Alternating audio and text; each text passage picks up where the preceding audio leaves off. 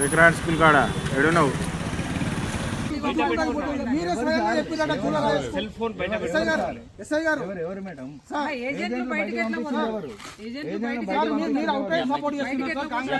Phone ఇచ్చి మాట్లాడించినట్టు మీరు out ride చేస్తున్నారు. మీరు జూలర్ రాజేష్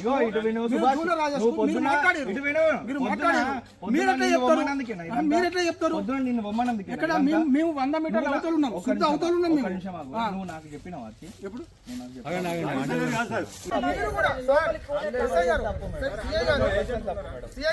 ఎస్ఐ గారు కూడా డైరెక్ట్ ఒక ఏజెంట్ తోటి నా మొక్కం చూసి నువ్వు వెళ్ళిపో బాబు, ఇక్కడ ఎందుకున్నావు అంటున్నారు. ఎందుకు ప్రజాస్వామ్య వ్యవస్థ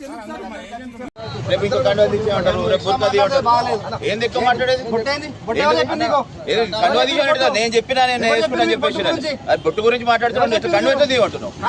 ఎందుకు తీయమంటున్నావు? తీయరు అట్లా పార్టీకి సంబంధించి కాదు.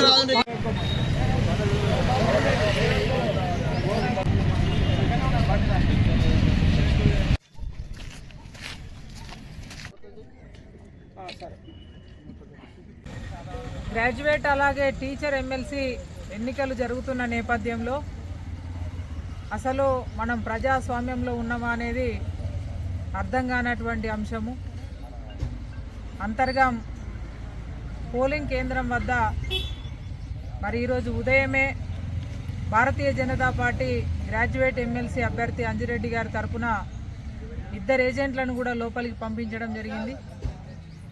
అయితే ఇక్కడ ఉన్నటువంటి కాంగ్రెస్ కార్యకర్తలు ఎమ్మెల్యేకి ఫోన్ చేసి లైన్లో పెట్టి లోపల ఉన్నటువంటి బీజేపీ అభ్యర్థి తరఫున ఉన్న ఏజెంట్ వద్దకు వెళ్ళి ఫోన్ ఇస్తే లోపల ఉన్నటువంటి ఎలక్షన్ అధికారి అబ్జెక్షన్ చేసినప్పటికీ బలవంతంగా ఏజెంట్ తోటి ఫోన్ మాట్లాడించి ఎమ్మెల్యే ఏజెంట్లకు